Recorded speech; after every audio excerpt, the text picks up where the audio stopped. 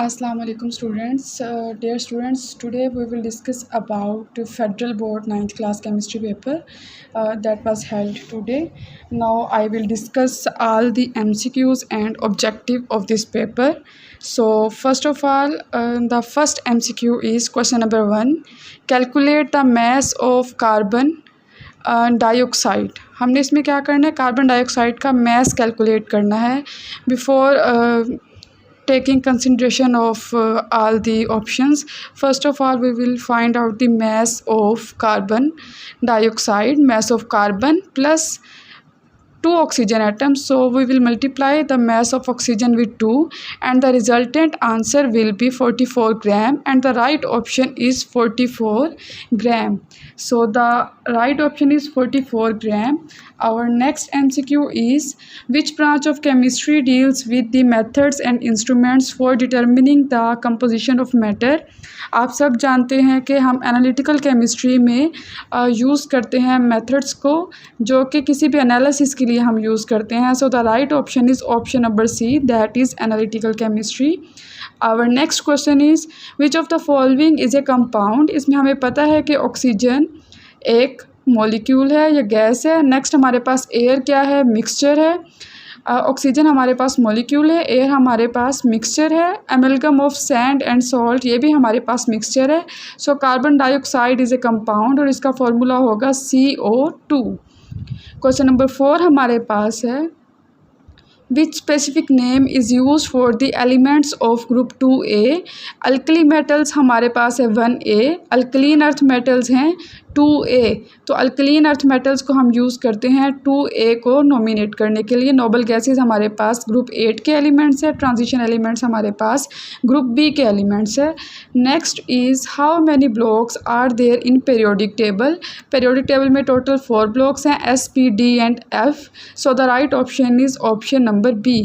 Our next question number 6 is which of the following has greater shielding effect.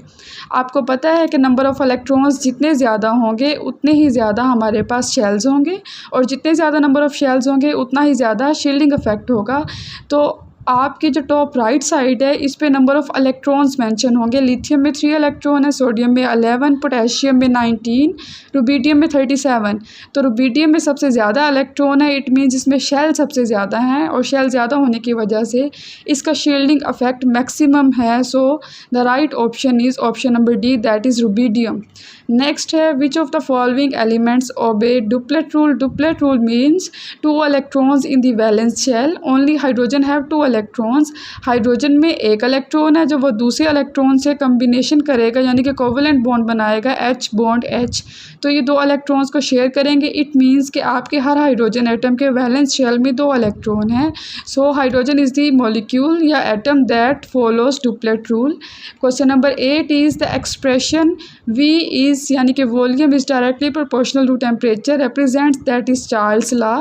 Charles law की statement में हमारे पास है कि the volume of a given mass of a gas is directly proportional to the absolute temperature at constant pressure. So this is Charles law. Question number 9 हमारे पास है name the state of resulting solution when A solute is liquid and solvent is solid. Solvent अगर आपके पास solid है it means solvent हमारे पास large quantity में है, तो रिजल्टेंट सोल्यूशन भी हमारे पास सॉलिड फॉर्म में बनेगा. किसी भी सॉलिड चीज़ के अंदर अगर हम लिक्विड चीज़ को एब्जॉर्ब करवा दें या मिक्स कर दें तो रिजल्टेंट सोल्यूशन सॉलिड फॉर्म में बनेगा. Our next question is in the given reaction which element is being reduced. आपने इसमें टर्म देखनी है एलिमेंट. एलिमेंट मीन्स यहाँ पे अगर हम जिंक, ऑक्सीजन या हाइड्रोजन 3 ऑप्शन है, यानी कि जिंक ऑक्साइड तो इसका ऑप्शन हो ही नहीं सकता. ये आपके पास कोई भी कंपाउंड है. H2 भी नहीं हो सकता क्योंकि ये आपके पास मॉलिक्यूल है. ऑप्शन आपके पास तो हैं जिंक या oxygen.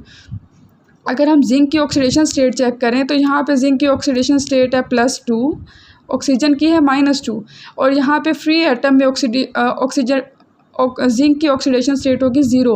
So oxidation state is converting from +2 to 0. That's why zinc is the element that is being reduced by decrease in oxidation number or oxidation state. Our next question is calculate the oxidation state of chromium in chromium dichromate. इसके लिए हम इस फॉर्मूले को open करेंगे 2 plus इसमें +1 oxidation state है potassium की और क्रोमियम की हमने फाइंड करनी है, -2 है ऑक्सीजन की। जब हम इसे सॉल्व करेंगे तो 2 क्रोमियम -12 = 0।